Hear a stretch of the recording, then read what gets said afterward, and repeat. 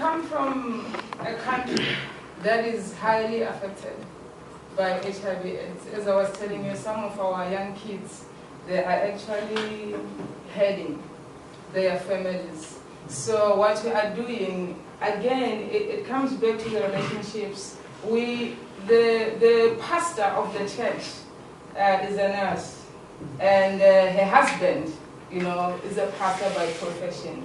And those kids need someone to talk to comfort them. But I may not be qualified to do that. So we have identified people within our space who can do that, and then we bring them in.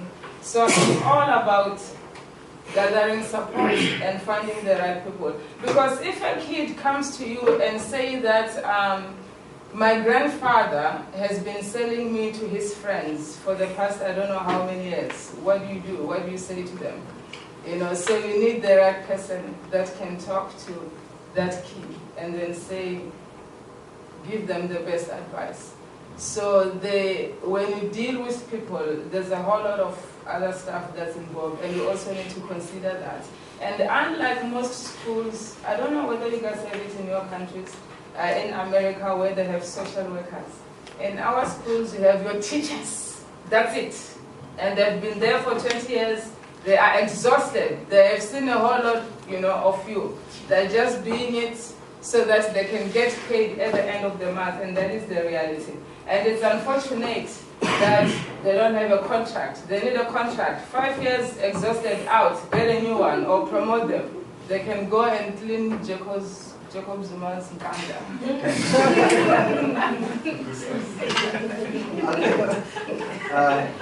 I want to thank you very much for the presentation. If I heard you right, you started identifying this problem from the kids that have taken their basic exams. They could not further their education because the university will not accept their passing marks or so. One of the reasons. Yeah.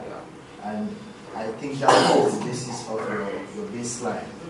And so meaning you are directly targeting those kids. Oh yeah. If I get you right.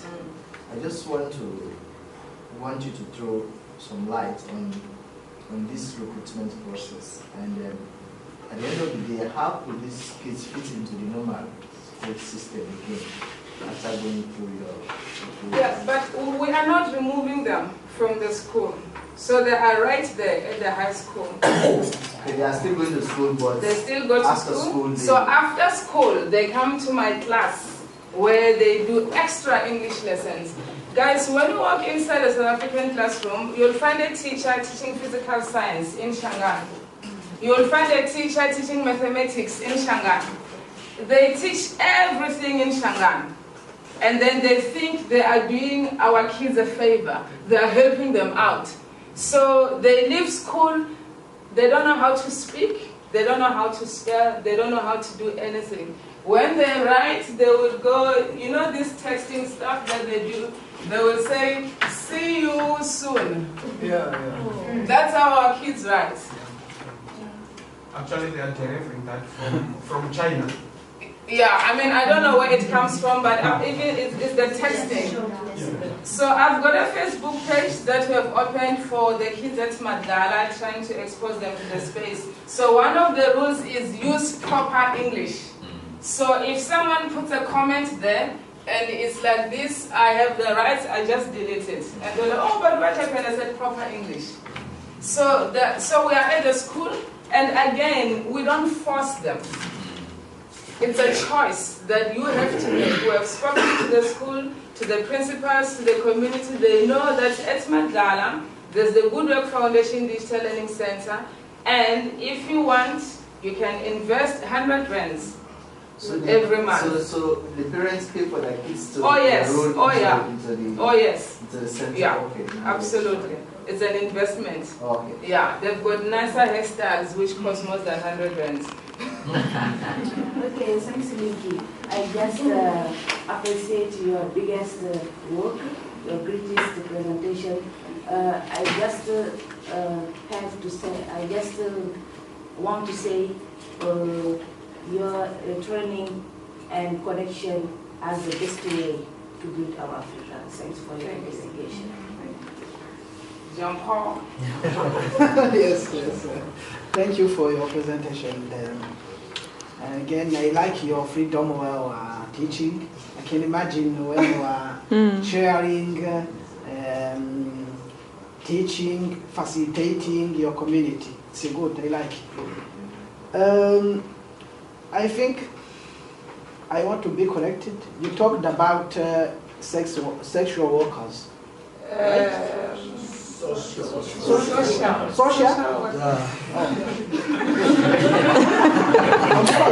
There are some sex workers. Yes, I'm inviting against AIDS, and it's an important target group. Yes. Yes, of course. So I would like to be to have your experience, but if No. Listen, again, it's what I've been trying to say to you. When you work within a community, you can't say, I'm doing English and digital literacy. You are working with people, you're working with individuals. They've got lots of challenges. I know about sex workers as well, because we do have that. It's one of the things that we have. So basically, everything that you are experiencing in your community, I am also experiencing. And again, it's about finding the right people. So it helps. We've just given a certification to start a health academy. Actually, I've got some pictures of Dr. Rev. And again, because we're running our organization as more like a business, we go and hire people. So like now we are in the process of hiring a doctor. Do you know how expensive doctors are? Like the money that we have to pay them, but it's worth it. Those are our kids. You know what I mean? And some of that 100 rand that the parent have to pay, it will go to pay Dr. Rev. You know, that's how the whole system works. So yes, there are sex workers. During the school holidays, which is coming now, especially in the area in Hazelview, where we are, school kids, majority of them are Swazi kids. They go on the streets and they sell themselves. And they've got a specific name for them that they are using, the guys who are buying from them. You know, they like that. So they like them. I was part of this Mbombela Welfare Forum. So it's a forum where different organizations came together so we can get to know each other better, understand what each of us are doing in our communities. Because all of us are serving the community. Because what was happening, I would go to a shop and say, Pick and Pay or ShopRite, please help me with some groceries, you know, for the Justicia home-based carers. And then they said, oh yes, absolutely, here's some groceries. And then you go and then you say, oh, Pick and Pay, please help me with some groceries for Justicia home-based carers. I'm sorry, but someone came and asked the same thing for the same group of people. So a whole lot of us were serving our community, but we didn't know each other. And we were asking things for the same people. And of course, people are clever. They were like, oh, look at these fools. Then they started using us. You know, so we came together, we got to know each other. That's when I learned about the sex workers. And that our kids are going out there during the holidays to sell themselves. So then we needed somebody from the Department of Education. Because you may sit there and you say, oh, but it doesn't involve me. Your husband may be buying from them. Your brother is buying from them. Your uncle, okay? And then they come home and they give it to your mother, your brother, your sister, your cousin, or whatever. So it's our problem, and we need to take care of it. In the conference, sexual workers told us, in Senegal, I think, we are not a problem fight against AIDS, but we are a part of a solution. Of course. Yes. We are breeding it. We are giving it life. Yes. Yeah. Good. All right. Oh, yes. Well, just one comment. It's just an appreciation, and I like the mission of the organization. It has got a very positive energy, world-class education, untapped potential, and all those words make, you know, they are very positive. I like the mission. The mission statement. We're trying.